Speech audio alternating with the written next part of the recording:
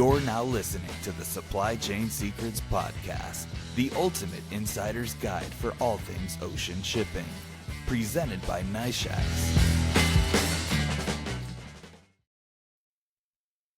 Hi, everyone. Thanks for tuning into the Supply Chain Secrets Podcast. I'm your co-host, Caroline Weaver, and with me is Lars Jensen. Lars, how you doing? I'm doing great, thanks. Calling in from the wonderful city of Busan in South Korea. Oh, it must be pretty late there for you.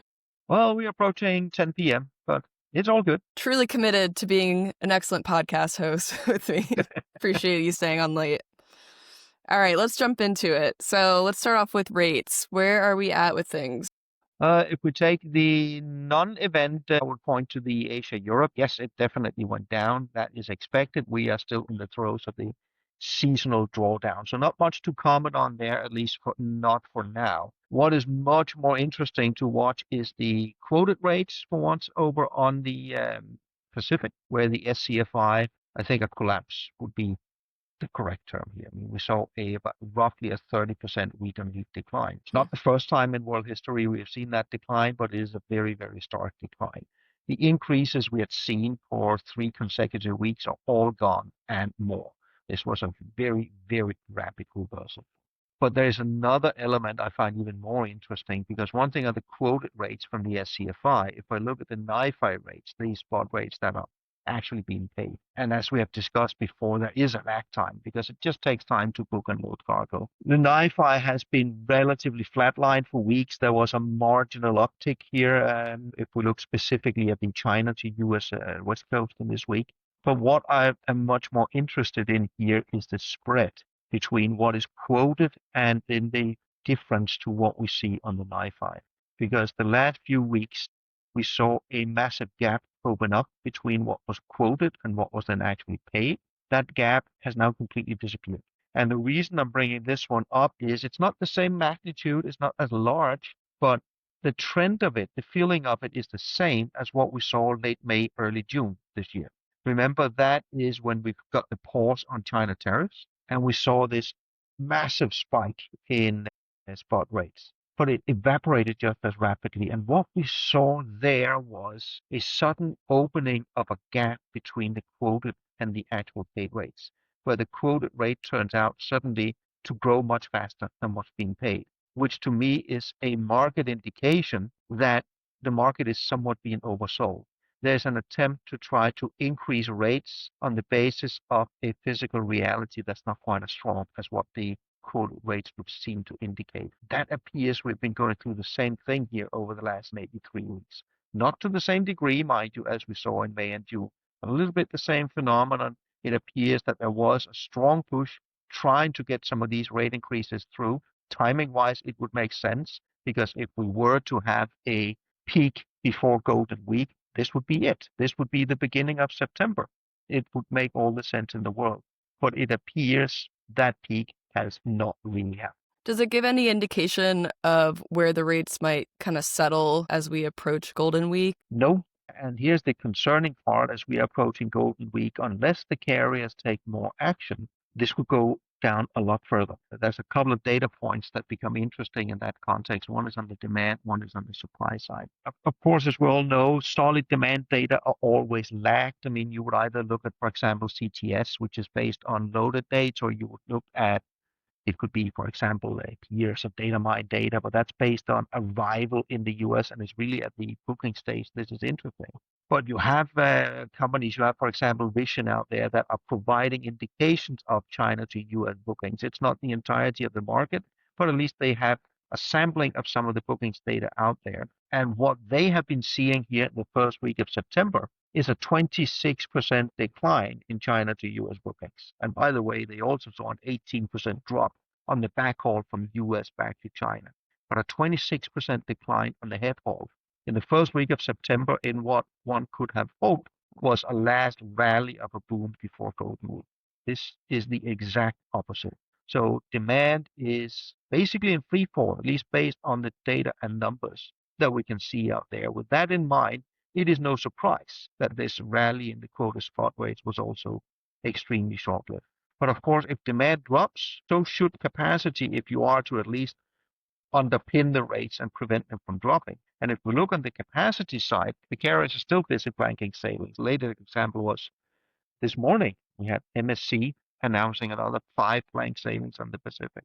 But this is not enough. There was good analysis come out from Sea Intelligence here over the weekend. And despite a lot more blank sailings have been announced the last couple of weeks, we are now at a point where roughly 14% have been pulled out of the Pacific, 17% out of Asia and Europe. On Asia and Europe, this is basically in line with what we seasonally could expect. On the Pacific, well, Right. to the East Coast, it's somewhat in line, but to the West Coast, it's not really enough even to match seasonal downturn. And we are not even seeing normal seasonal downturn. We are seeing a collapse in demand. So if we look at the numbers as they are right now, if we look at the carriers deployment as they are right now, and the fact that Golden Week is still 8-9 days ahead of us, we need to see a lot more capacity management from the market. If not, then there's not really any saying how low these rates can go. Well, there is, because if they do go down to cash negative or something to that effect, the carriers will take swift action. We will see more blank sailings. This is at least what we have seen over the past 5 years. The carriers have become fairly good at. To dispel any myths out there, blank sailings, there are no indications when I run the analysis that blank sailings have ever been successful in increasing rates. But it does appear blank sailings have a role to play in trying to prevent a complete collapse in spot rates. We've seen that on a few occasions. So my expectation would be that the carriers will do that as well. At least that's been their way of operating the last 5 years. With again a caveat, just because this is how they have acted the last 5 years, we should not forget that the period prior to that, the carrier's own self-discipline was something that you had to look very long and hard to find when the market was going down. But for now, my money would be on a substantially higher amount of blank sailings as we see basically a collapse in demand on the Pacific unfold. And that would be really bad once we get into the start of October. I'd like to actually go back to what you were saying about blank sailings not necessarily impacting the rate very much. It's a bit contrary to what I've always believed or heard. Could you explain a little bit more your thinking there?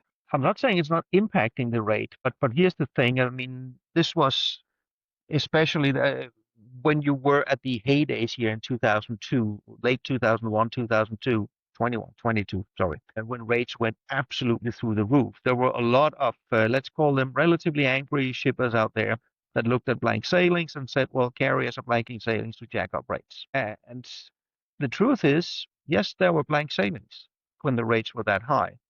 But the whole argumentation around blank sailings usually tends to get derailed because it's a term that's being used for two very, very different reasons. Blank sailing basically just means it's a planned sailing that didn't happen, but we need to understand the reason for that blank sailing. Why did the ship not sail? During the heydays of these $10, $15, $20,000 rates, when you had blank sailings, it was quite literally because there were no ships.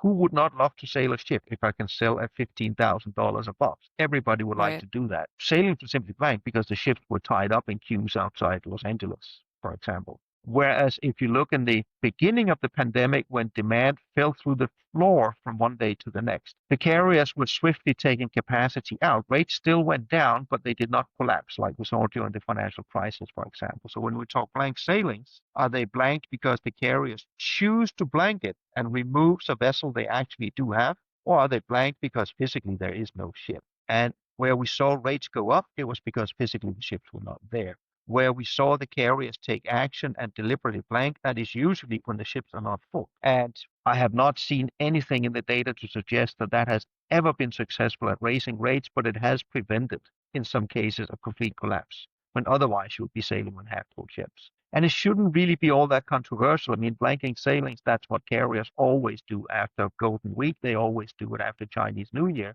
Because if demand drops 30%, why not remove 30% of capacity? It would be silly otherwise. Yeah. But it's a little strange to be seeing it so early before Golden Week then. Yeah, it definitely has come early. Peak season peaked early on Asia-Europe, which is why we're already getting into slack. And of course, the Pacific is now very much in the throes of the fallout from the trade war. And when we say fallout from the trade war, I want to flag one thing that I think everybody seems to have forgotten, at least It has been buried under the deluge of other tariff news in recent weeks. But let's not forget, there is not an agreement yet between US and China. It doesn't exist. There is a second pause, but the second pause was 90 days. It expires November 10th. That's just 7 weeks from now. So, barring anything else, in 7 weeks from now, the trade war with China goes full on again. Right now, you still have very high tariffs, especially for certain commodities. In some cases, you're talking 40 to 50% plus. But if the trade war goes full on, this is going to get a lot worse. So that is very much still on the horizon. Yeah. Well, and we could even see news prior to 7 weeks from now, given how everything has played out so far. Oh, yes. All right. Well, good to keep an eye on. We'll obviously report as things happen there. Let's talk a little bit about sustainability. We have the MEPC meeting coming up soon. Are there any reports that have been released recently? What's the general consensus on sentiment, ahead of that meeting? Yeah, several things. First of all, I mean, if you look at the container carriers, the main ones, they're still very much gung-ho on their drive for decarbonization. The latest one we saw was O&E came out with their new sustainability report, basically tracking well. They're down 63% on emissions compared to the baseline in 2008. You might say, well, why do we compare to 2008? But that's actually some of the old baselines that were put in place with what's called Scope 1 emissions. Their target there is 70% by 2030. So they're actually tracking very, very nicely. There's a lot of other target measures out there, but I think the important part, I mean, O&E is very clear. They're not wavering from their stance. They're still planning to decarbonize by 2050. Some other carriers are slightly more bullish. I mean, you still have Maersk and Hapag-Lloyd, for example, 2040. But the challenge, as you also correctly mentioned, is the MEPC meeting coming up. And what we have seen also in the recent week is that there are more voices out there coming out in favor of not adopting it, or at least postponing the implementation. You had a host of mainly tanker and bulker owners located with large parts of ships from Greece, also advocating that no, this should not happen now. But I think there are two things to keep in mind here. This is politics at work. I mean, the meeting is 3.5 weeks from now. So, of course, everybody is out now lobbying for their point of view. And you will hear voices also know this shouldn't happen. That's part of the political process. That doesn't necessarily mean that the ones that grab the most headlines are also the ones gaining the most traction. That remains to be seen. The other thing to keep in mind is the way this industry tends to act. And let me just use one example: the low sulfur fuel. When we got the low sulfur fuel rules January 1st, 2020, this had been known for years that it would be coming. Yet when we got to 2019, less than 12 months, then all of a sudden there were very strong lobbying groups, lots of shipping lines and ship owners that were saying, oh, we don't have time for this. We cannot do this. This is going to be too expensive. By the way, we are not prepared, despite having years to prepare. So at that point, there was also a very, very strong lobbying effort to postpone the low sulfur rules. But despite that strong lobbying work and a lot of headlines, it was not postponed. It did go into effect as planned on January 1st, 2020. So for now, it would appear that we might still get the net zero framework adopted here during the MEPC meeting. Will it be adopted exactly the way it was looking back in April? I mean, again, back to this is politics. Realistically, these things always tend to get amended in some way, shape, or form. So that remains to be seen. But for now, at least if you're on the bandwagon thinking that it's a good thing to, over time, decarbonize shipping, then we should at least think that, well, we should be on track and this is likely to happen. But as with everything else, it's not necessarily a given. But all of this long-winded talk simply to say, just because there are the opposing views that seems to be gathering more headlines in terms of this, that does not necessarily equate to that meaning that it's going to be a no vote. Yeah. And what would you say the impact to importers would be should this legislation pass? Like, what might they expect? I don't have a good number off the top of my head to start off with. This goes into effect then from 2028, so it's not going to impact their budgets in 26 and 27 to start with. Yeah. And then it's a matter of sitting down. And even if we could put numbers on, I think that is premature. If this gets adopted at the MEPC meeting, I would certainly not be surprised if part of that also means changing some of the formulas and mechanisms being used. So if it gets adopted, we should revert back, and then maybe a week or two after we had a chance to run through the numbers, then it would begin to be relevant and say, what would the potential cost impact here be? Okay. All right. Well, we'll keep an eye on that. The last thing that we had on the docket for today was talking about CMA's acquisition of Freightliner. So that is the largest intermodal freight rail operator in the UK. So we're seeing some consolidation there. Is that out of the ordinary? I wouldn't necessarily say it's out of the ordinary. It's potentially a nice strengthening of CMA's business up in the UK on the logistics side. Of course, good for them. It goes in line with this long undercurrent of continuing consolidation, especially in logistics space, both by carriers and by other logistics operators. It continues to happen. It will continue to happen for a long time going forward. And of course, the logistics space is, at least from a global perspective, still a very, very fragmented space. So there is a lot of consolidation opportunities out there. That is as opposed to the carriers, especially for the large global carriers. There are very, very few of them left, which also means that any consolidation within the top 10 by now tends to be an extraordinarily rare occurrence, which is probably also why it has gathered a few headlines here and there that it would appear that potentially there's a process underway to sell Zim or sell parts of Zim.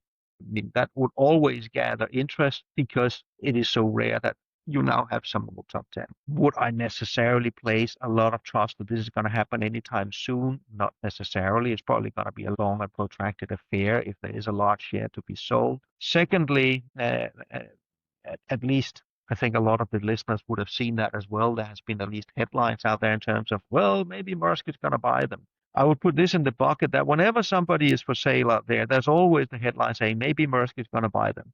That seems to be Maersk's role in life these days, to be that powerful. That being said, anybody who's looking to offload major shares in large liner companies would, of course, logically go to who might buyers be and ask them. So I cannot rule out they've been asked. So do we know for sure that they are for sale? I'm not necessarily sure. Will Maersk buy them?